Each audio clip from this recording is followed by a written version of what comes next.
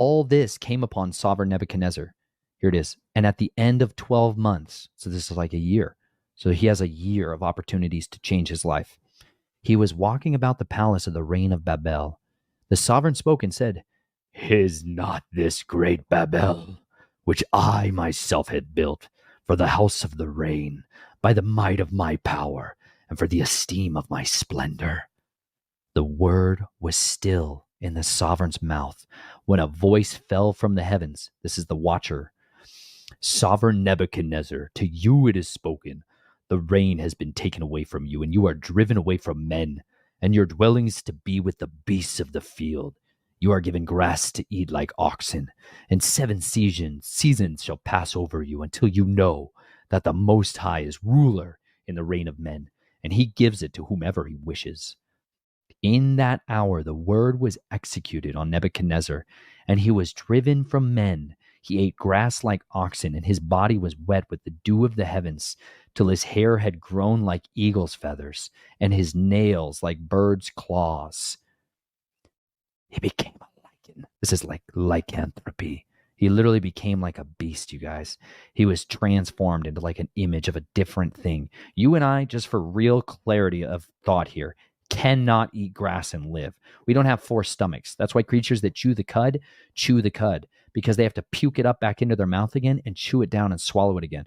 Swallow it, put it back down into the stomach. They're going to burp it up, chew it again so that there's some air brought onto it so that there can be like an anaerobic or an aerobic process of digestion, and swallow it back down. There's a reason they do that. We cannot live on grass. Like you can't. It's technically edible. You can eat it. Bamboo is a grass. You can definitely eat it. Your body can digest that form of grass. There's other grasses that we cannot eat. You can't go out and eat grass like an ox. His body was physically changed. And this is the properties that the Watchers, the class of immortals, has, is that they are shapeshifters, not only for themselves. They can transform themselves into an angel of light. They can make themselves look like anything they really want to. And they can also make others be transformed into different images. This is why when you're dealing with things like these phenomenon that people are encountering or experiencing out in the world, that is mysterious xenotypology of creatures that don't have a regular class of placement in our worldly system of literature.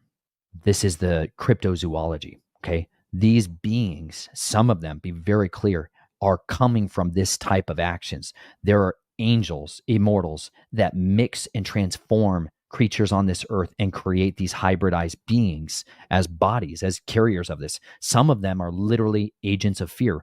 When you go out into many of these places in the deep national forest, people that go out there have these encounters with these other creatures, these beings that don't fit into the class of it. The predominant, I spent years, you guys, researching this stuff back in 2013, 14, and 15 in particularity, because I had a lot of questions. Lots of people wanted to talk about that. That was like the big thing, especially out in Colorado. It's big, lots of forests, lots of national forests, lots of minimally explored areas. And because of that, people have these encounters with these beings out there, these creatures out there. And the predominant overarching symptom that you find during those encounters, though, is fear. And so more often than not, my conclusion at the time was that, okay, are these things like Nephilim? Are these descendants of the Nephilim? Are these part of, the hybrid breeding programs? Are these like the very rare leftovers of those species that are still out there, like dragons that are still out there? Are these creatures holdovers that live in these very remote areas of our country? Are our national parks, are some of the federal lands that are literally inaccessible except by foot, are those designed areas as containment zones like the Americans did to the Native Americans? That gave them reservations. They moved them onto territories and said, that's your place. You stay there. You don't go out of there. That's your lands now. Our lands is all the rest of the stuff. Is a similar deal, in a sense, worked out with these beings in these other territories. And it seems to be that definitely there's a lot of circumstances that take place in those areas. There's a whole other avenue you can go down with the missing 411. That's a whole long giant rabbit hole in and of itself, you guys. You can feel free to go down that road. Understand that there's components within each and every one of these stories where a biblical lens is required in order to look at it. But those creatures that you're dealing with, one of the predominant experiences that people have when they go through one of these moments, whether it's a Bigfoot encounter, whether it's an encounter with a dogman or a werewolf, is this fear, is this overwhelming fear. And it tells me this is the fruit of that kingdom. Anytime you're identifying like, okay, what are these beings coming from? Because people feel fear and stuff with bear encounters, but not every single time. They don't, it's not like they can send out the fear. They can't project it. But these other things, they really can't. They can produce altered states of experiences in the people that are around them. It's really intense and serious stuff. If those of you who have never gone through anything like it, you're going to think this is all kind of ridiculous, whatever. Until you have your own encounters, it's a totally different story. But I don't encourage you to go down the road of seeking and looking into this stuff, because it has its own hypnotic attraction that will draw you away from more or less garnering the fruits of the Spirit and seeking to know His word. It's very seductive. You can get totally lost in it. And at the time, my wife and I had this encounter. I'm not even going to tell you right now, because it's a better story if I tell it with her. I was looking into all this stuff constantly. I was constantly looking into this stuff, and I was trying to do all this mapping.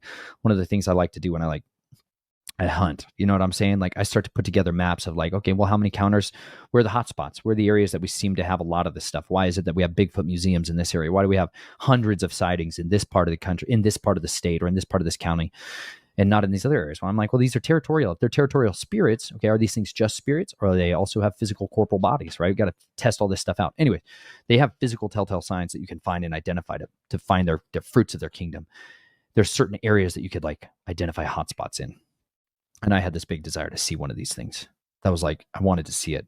And I got totally sucked into it. And it was one of the most terrifying experiences of our life. And it warned me off of it. My wife literally was trying to like tell me, like, stop, you're looking into this stuff. I think you're spending way too much time looking into that and not the word.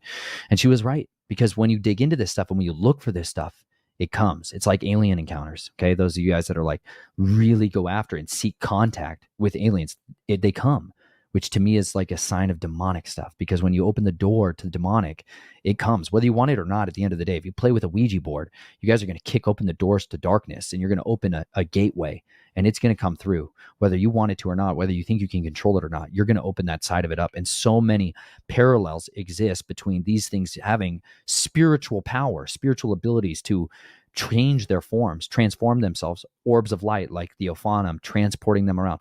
There's lots of stuff that show that these things are not physically just physical. They're not like a lost species of apes. They're not just a hybridized species of wolves and men. There's other stuff going on here. And that's where a lot of these shape-shifting character traits come from. It comes from curses of the Watchers. It comes from people that made deals with immortals to become different, like Yanadoshi and stuff that goes in skinwalkers and things like that. People that did horrible abominations and get caught up in that. That's where some of these dogmen come from. People that go in down this dark path of magical workings, and they literally make deals with these immortals so that they can take on and be possessed by the spirit of the wolf. Some of them literally get possessed fully, completely, and they can't come out of it. They can't come free from that. That's literally a class of beings that people pursue and try to capture and utilize. And it's a serious world in the underground. I know that some of this stuff is so far out there to some of you guys, and others, this is literally like, I get emails of people sharing their testimonies and stuff like this, like you wouldn't even believe, you guys. This is like reality for a lot of people. And this stuff is coming back. These beasts of the earth are going to come back to the surface, and you're going to have to know how to engage them. And if your heart is going to fail you from fear of looking after those things that are coming upon the earth, lots of people are literally going to die from fear of seeing these things. Other cultures and societies had experience for thousands of years, but ours has not, unless they shove it in a movie form, and then it's trying to pre-program people and condition them to seeing these things again. But you should be able to be well versed in understanding the scriptures covers these topics. How do we deal with them, and how do we engage in them?